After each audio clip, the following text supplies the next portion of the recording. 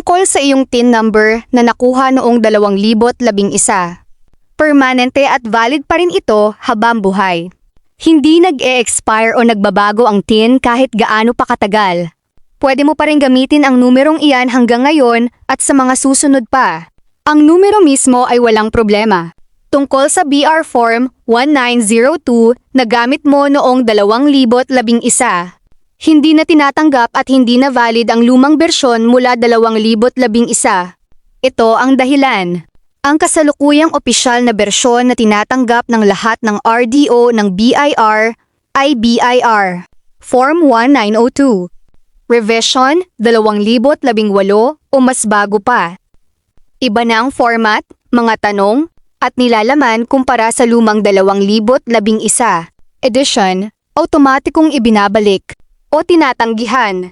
Ito kapag isinumite mo pa ngayon, kahit puno at pirmado na ito noon pa man. Ang Form 1902 ay ginagamit para pagpaparehistro bilang empleyado, paglilipat ng RDO o pag-u-update ng impormasyon sa ilalim ng bagong employer. Ano ang dapat mong gawin?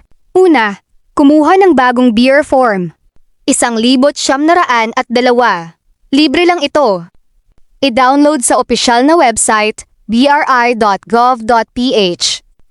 Kukumuha ng kopya direkta sa pinakamalapit na RDO o madalas ay binibigay na ito mismo ng HR ng kumpanyang pinag-a-applyan mo. Pangalawa, ilipat mo lang lahat ng impormasyon at ang iyong TIN number mula 2011 papunta sa bagong form. Pangatlo, isama ang mga karaniwang kalakip. Photocopy ng PSA birth certificate. Photocopy ng one valid government ID.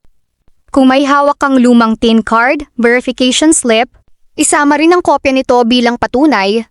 Maikling paalala. Huwag na wag gagawa o kukuha ng panibagong TIN. Isang beses lang ito sa buong buhay. Doble rehistro ang itatawag sa iyo at may multa iyan. Ang kailangan mo lang talagang palitan ay ang papel form. Ang numero mo ay mananatiling sa iyo habang buhay.